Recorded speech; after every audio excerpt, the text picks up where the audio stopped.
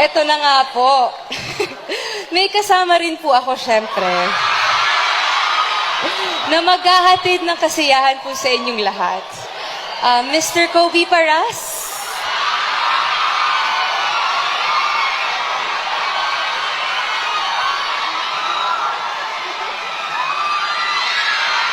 Ayan, wait lang po.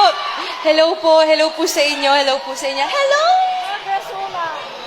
Yeah, syempre gusto po namin batiin si Mayor Arthur ng belated happy birthday. And we love you, Ate Rita. Ayan, nandito lang po kami para samahan kayo sa Christmas tree lighting. Do you want to say anything? Hello po sa mga taga San Joseño. And belated happy birthday nga pala, Mayor. Sobrang happy po na nandito po kami.